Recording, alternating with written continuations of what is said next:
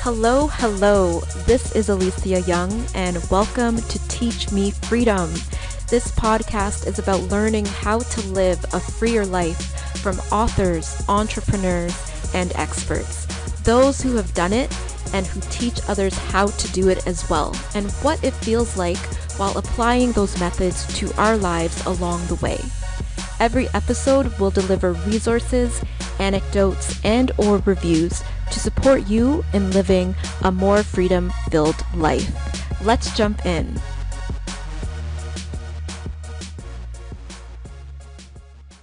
Freedom Finders, it's an exciting time because we have reached the end of our first season of the Teach Me Freedom podcast, and I really want to thank you for tuning in to the episodes that you've tuned into and spending your time with us. I really do hope that you took away at least one gem of information from whichever episodes you've listened to, and please feel free to reach out to the guest experts who were on the episodes. If you have any questions, they're so excited to hear from you.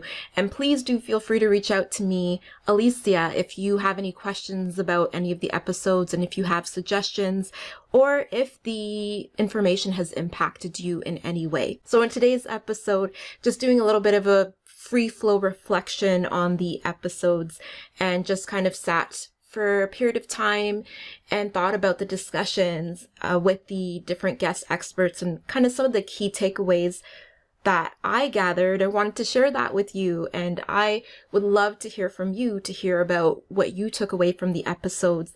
There is so much more that I could share, but I did want to cap it in, especially because I want to share with you some ideas for new episodes that will be upcoming. Also wanted to take this opportunity to just think about what was talked about in each of the episodes, and, maybe there were some things that you may want to revisit, maybe some conversations that were had. Maybe you want to check out the books from the authors that I spoke with, or even some of the other channels that some of the guest experts have as a way to connect with them or connect with their content. So let's jump into the first takeaway and first two takeaways, and these come from Dave Ruel. He's the founder of Ethic, and he's also the author of the best-selling book, Done by Noon: How to Achieve More by Noon Than Other Entrepreneurs in a Full Day. And that book is applicable whether or not you're pursuing entrepreneurship and are just looking for ways to be more organized and productive in your life. He's also the creator of the Ethic Productivity Company, and I'm one of his certified coach experts, and I help people with getting themselves organized, and I use the system that he teaches in the book to assist people with just getting things on track and more organized and ways to measure productivity. So much discussed in that conversation with Dave, such as sustainability and organization and the importance of family and importance of finding out what's important to you and what you value, and just tying that into your life, and also looking at what is it that you want to put out into the world, along with being a responsible leader in the world. The first lesson that I took away from the conversation with Dave is looking at how much our time is worth, and that ties into the activity in his book and in his course about the zones of genius. And in this activity of looking at the zones of genius, we identify, well, what things are we good at? What things do we enjoy? And what things are we really, really good at? And what things do we just suck at? And this activity, when I first read his book, I recall doing that activity, and I thought about another activity, which might share more about this in a future season, but there was a time when I was really thinking about the career choice I'd made, and the activity for that book, which was helping with identifying what a good career or careers could be, was looking at the different jobs that I had worked, or if you were to do work on that book, the different jobs you would have worked and different volunteer commitments you would have had, and looking at what are you just naturally good at? What do you enjoy? And trying to figure out the threads among all those different activities. And it got me realizing that, and you may hear about it in the episode itself, but working in very clerical and administrative roles. It's just something that I have been fortunate to be good at. But then I realized that there are some really creative ventures that I have. For example, this podcast that you're listening to has been on my heart for a few years, but especially in 2020 after publishing my book, Congrats Superwoman, When You've Climbed the Mountain and Still Don't Feel Good Enough. It was just burning inside of me. But prior to that, I had started a few different YouTube channels, and so there was always this desire to learn from others and share that wisdom and have these conversations with others. And so I thought about it and realized there's not that much time in a day. And just to kind of share a little bit about myself, like currently at this time, I'm working a contract role, and that involves a commute out from where I live deeper into the city. And so with that commute comes extra time that I didn't really have to account for back when I was working in a remote role. And then there's also the energy factor, the energy cost to think about of how much energy is expended at work, but also how much energy is expended during the commute. And with that energy that's left over, what does that energy need to be given to? So for example, there's just very important basics. For example, just taking care of ourselves through eating properly. So that involves cooking, that involves budgeting for getting the items that are necessary, that involves putting in the time to create a plan for what we're going to be eating and actually going and picking it up and actually prepping it and cooking it and remembering to bring it. So developing this routine. And so this activity has been, as sharing it here, it's like I feel like I need to go through this activity again, because it really makes you realize that there are only so many hours in the day. We each get the same amount of hours.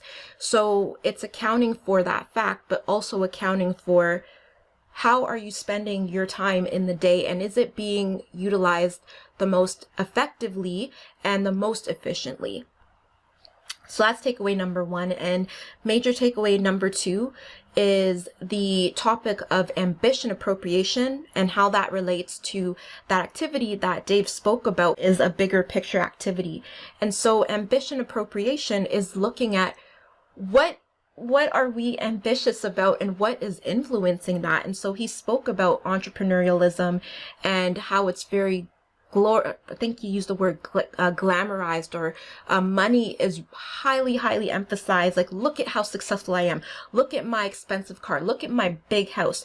Look at how I've hired all these people and I don't have to do much of anything except present to you how successful I am.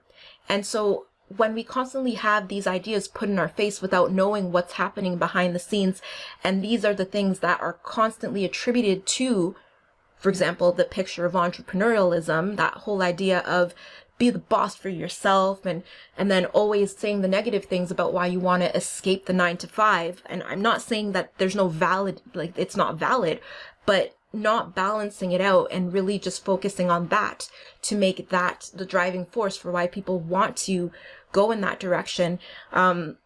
That's what we see with ambition appropriation. And we really need to, or at least what I took away from this is the importance of really thinking about where do my ambitions stem from. And this is something that I remember when I was doing my life coaching certification and learning to work with clients. We need to first start by working with ourselves and working as clients of our classmates. And one of the first activities we focus on is looking at values. Do your values align with the things that you're striving for? Because if they're not in alignment, that's possibly going to lead to a lot of stress and then a lot of compensation for that stress. So that topic of ambition appropriation was a big major takeaway, both when reading the book, but also talking with Dave. It was really helpful to hear his insight on that because he's such a successful entrepreneur and can really speak to that. In relationship to that is an activity, that bigger picture activity, where it really focuses on, project yourself into the future,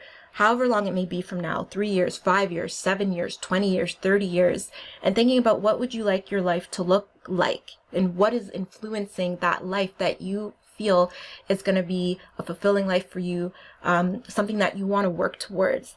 And so talking about that also had me realizing that the bigger picture is something that I know that I need to revisit. It may be something that you may want to consider doing, or at least taking time, whether it is every quarter or every every week, every day, to think about what's really important to you and how are you setting out to achieve those different things. Now we go to takeaway number 3 and 4, and these are inspired by the conversation with Shirley Swady. She's the author of the book and founder of the business Happily Ever After Again, and she's a loving stepmother, she is a wife, and she's a coach and podcast host, so it was really an honor to have her on the show as well. For lesson number 3, a big takeaway was the importance of self-care and one's identity. So during the episode, we talked about step families, being a step parent, and also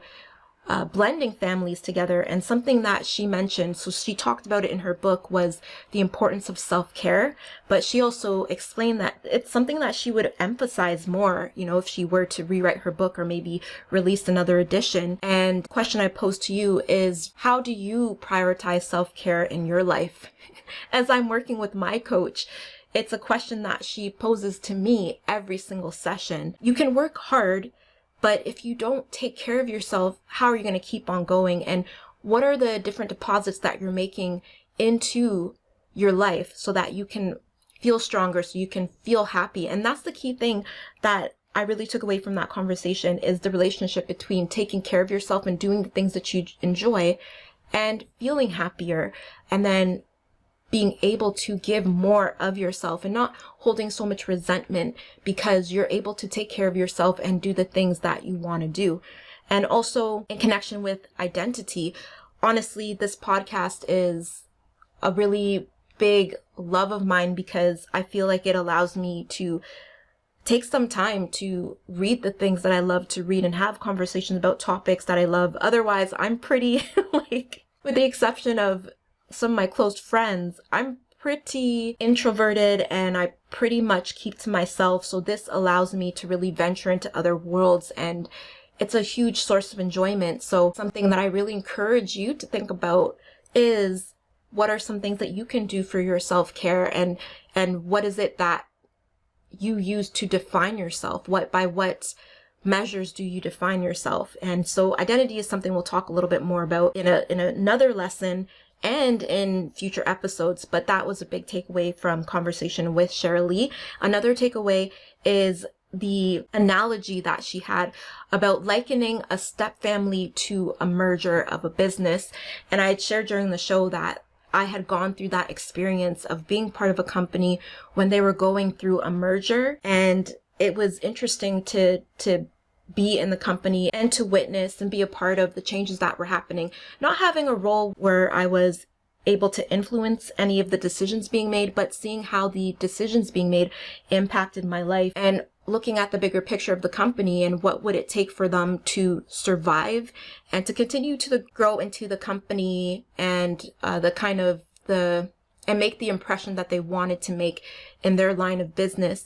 So I love how she compared that or likened it to a step family. And it's so true. Whenever you're merging people together, families together, there's going to be a lot of shifts happening. And I love how she talked about negotiations.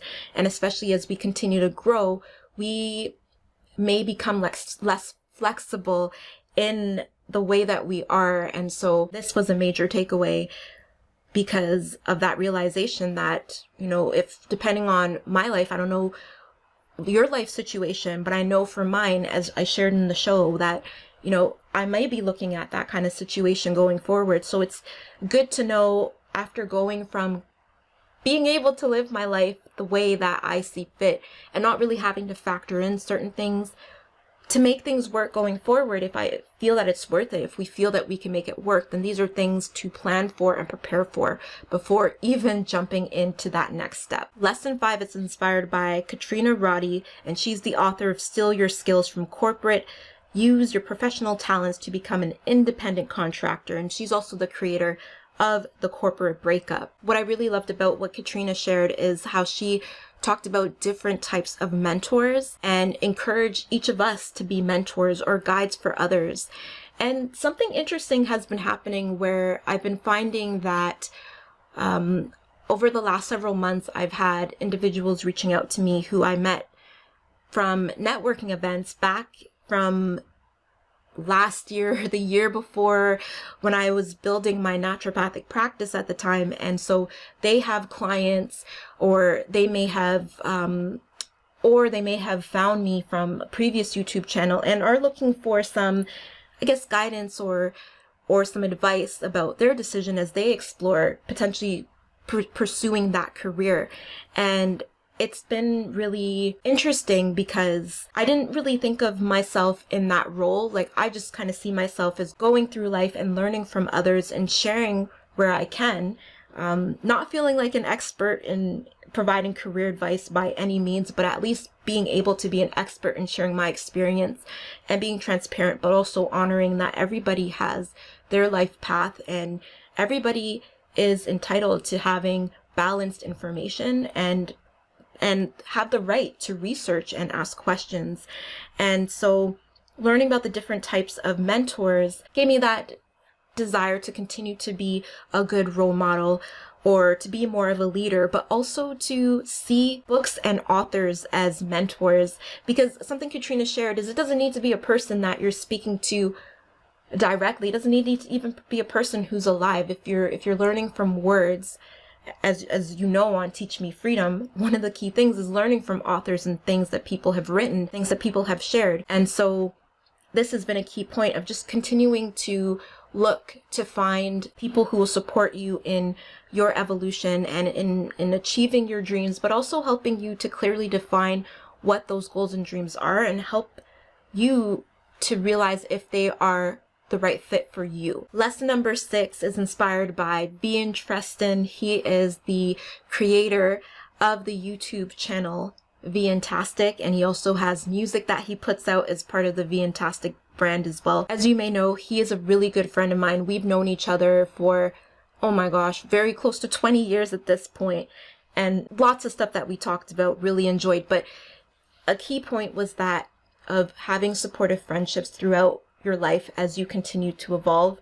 And this is a big thing because I don't know if you can relate to this, but I have found that as I get older, I find it more difficult to make friends in adulthood. And that could just speak to me being more introverted and sometimes shy, but also just feeling like sometimes I don't know how to sustain a friendship. I mean, I think about when I've specifically gone to networking events to meet people or meetup events to actually meet people, and I'm not really and a lot of them don't really stick. Some of my closest friends are people who I've met in school, and so that was a key point of really continuing to nurture and support those friendships so that they can continue to adapt as you adapt, and you can be there for each other. And it really even made me value a lot of my friendships even more and realize that we have to set the time aside for each other.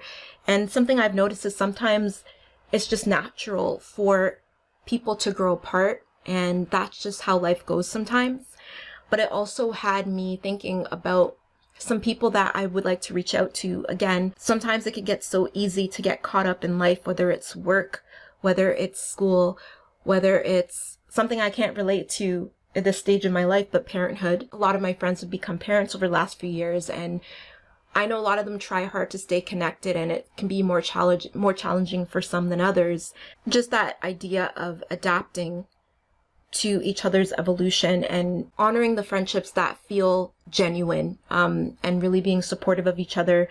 That's really encouraged me to continue to learn about how to be a good friend, how to be a good source of support, while also honoring personal boundaries and personal goals and ambitions. So finding a balance between the two. Lesson number 7 also is inspired by Ian. He talks about ways that he gathers inspiration. So we were talking about different ways to consume information, whether it's by listening to podcasts or by watching videos or by reading books or listening to audiobooks.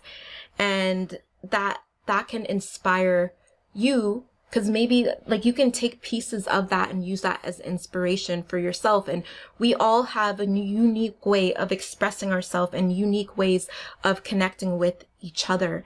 And this reminded me of when I learned about Transcendental Meditation a few years ago and was regularly practicing meditation. One of the understandings about meditation is that there is a common repository of knowledge, this source of all of the knowledge in the world. And so when we practice meditation, we allow ourselves to get to a level and a state where we can access that information. But when we're constantly living in this stressful, reactive state of mind, it's not really possible to access that. And we actually just have to try harder to find peace in our life. Just hearing him talk about that reminded me of that aspect of nothing is really new.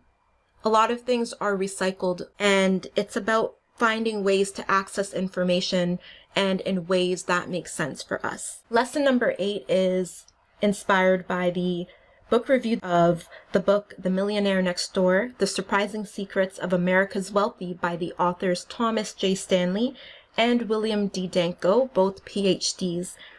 That book was very interesting to read because it was filled with statistical data, but they organized it in a way that it was easy to read, and they found patterns of information, so it was enjoyable. One of the biggest takeaways was the importance of having financial offense and financial defense.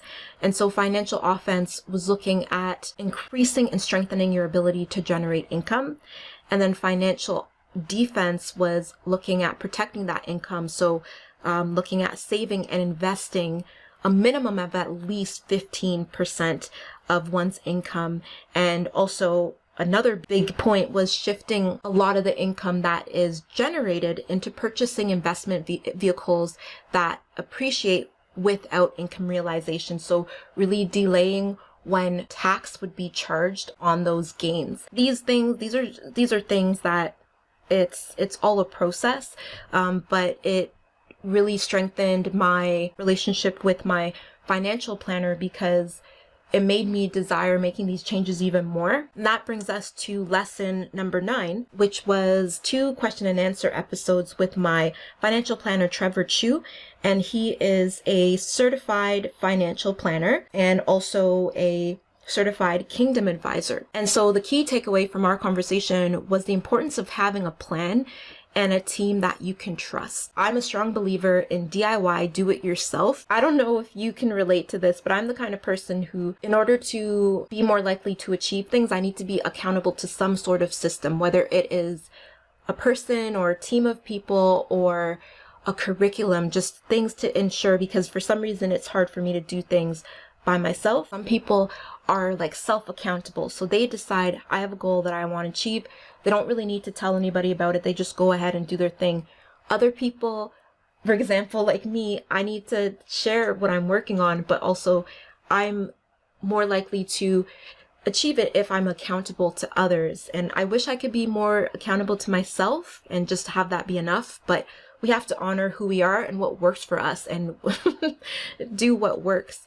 And another thing is that, like, we cannot be the expert in everything. Our lives have so many different aspects to them. And although I've personally read a lot of finance books, personal finance books, and was even at one point starting to develop a career as a financial advisor, I realized that that's not the path for me. And I can't do everything myself. Like, I still need a team. I still need to work with somebody who is an expert and is constantly keeping up to date on what may be changing in the industry, but also has a similar value system as me, and who I believe has the best interests at heart for me, but also is practicing what they are preaching and is achieving positive results in their life as well. And this also connects to bring it back to Dave Ruel for a moment. One of the things that he talks about in his book is an acronym that is DOA, and that stands for Delegating, Outsourcing, and Automation. And this is also something that came to mind of when I was working in a role where I noticed that one of the reasons why it was difficult for the person that I was working with to achieve higher levels of success that I could easily see them achieving is that they were having a difficult time letting go of certain things and delegating it. And you know, I can understand. I can be a control freak sometimes, and I probably limit myself in that way. And I'm curious if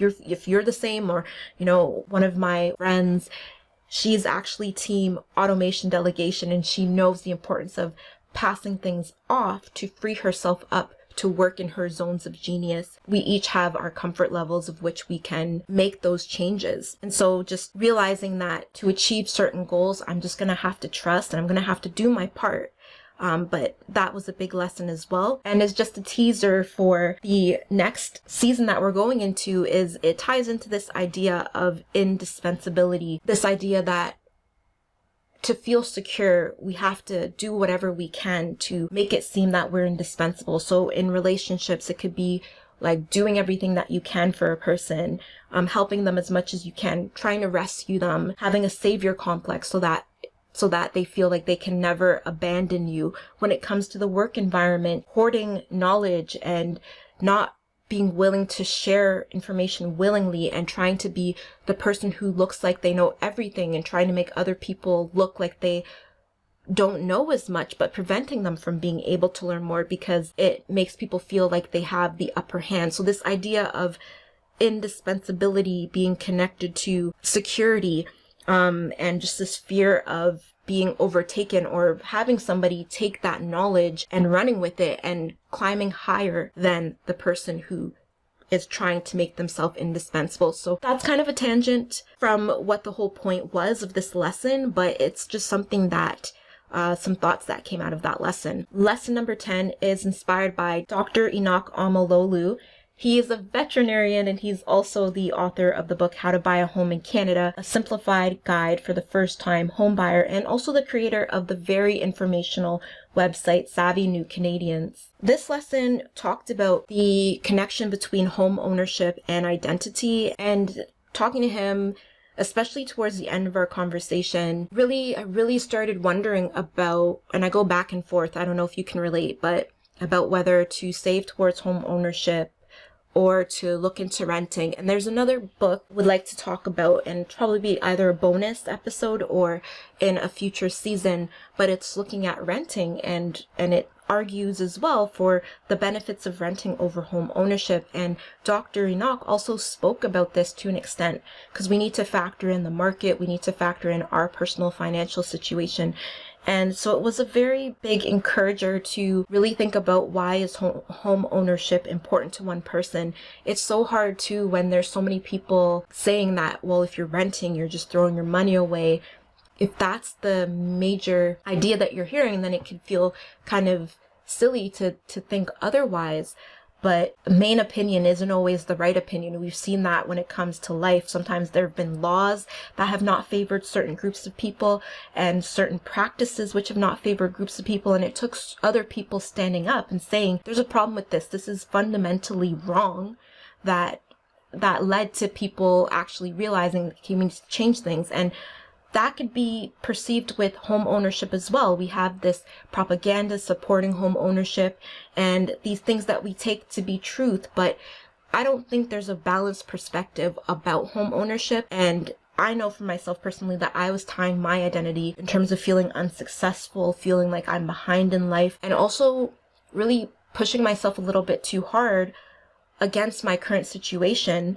And there's nothing wrong with working hard to achieve certain goals, but just realizing that sometimes you're in a position where you cannot make things happen as fast as you'd like to, and being okay with that, because otherwise the journey feels more burdensome and it takes away from the enjoyment. And honestly, every day is a blessing. And I feel like when we're striving too hard for certain things and not appreciating and being grateful for what we do have, and just being realistic about the situation, it can really take away from noticing the blessings that we already have.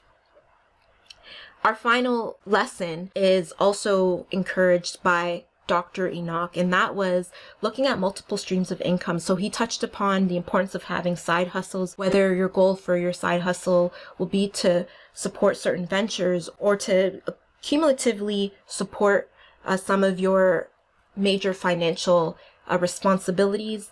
But it was just that reminder of not just overly relying on one stream of income, whether it be a full-time job, and the importance of other topics of finance that he's talked about, for example, when it comes to investing, when it comes to saving. So really opened up my eyes there and reminded me of the importance of looking into multiple streams of income and not letting being tired from a full-time job be an excuse to not consider other factors of diversifying my ability to generate income. So before going into briefly talking about where our podcast is going to go, I'd like for you to take a moment to just think about what episodes you had a chance to listen to and what were your top 3 takeaways from those episodes. Please feel free to reach out to me with your thoughts on these things. And if there's episodes that you heard about in this episode and you want to revisit it, I encourage you to go back and do that. You can go check them out at teachmefreedom.ca. I'd also love to hear from you about what are going to be your next action steps, because yes, step 1 is getting an awareness of information, but really the magic comes from putting those actions into your life. For example, it's nice to purchase a book, but then if you don't read it, how are you going to get the knowledge that's contained within it? You bought the book because of the captivating title, the beautiful artwork on the image, but you need to take away the key points that the author is trying to share with you in the book itself. So what are the actions that you're going to take from listening to these episodes? Now, in terms of future seasons, some of the things we're going to be exploring are going to be looking at identity and also what makes for an important life. We're also going to venture back into finances at some point. We're going to look at the FIRE movement, which stands for Financial Independence, Retire Early. We're also going to look at minimalism, also looking at investing. Another direction we're going to go in is looking at marriage and parenthood. We're also going to be looking at what makes for a fulfilling career, along with leadership and emotional resiliency, and spending some time on discussing mental health. So I want to thank you again for spending time coming to listen to the episodes. I thank you for that. I continue to encourage you to honor your time and your energy, and tune in for the trailer and introductory episode to season 2 coming soon. Bye, Freedom Finders. Thank you so much for tuning in to this episode of the Teach Me Freedom podcast. We hope you enjoyed it and found it beneficial. Feel free to reach out to us at teachmefreedom2020@gmail.com. And if you haven't done so yet, subscribe to the show on your favorite platform for streaming content. Feel free to comment and leave a 4 or 5-star review if you feel so inclined. Connect with you next time.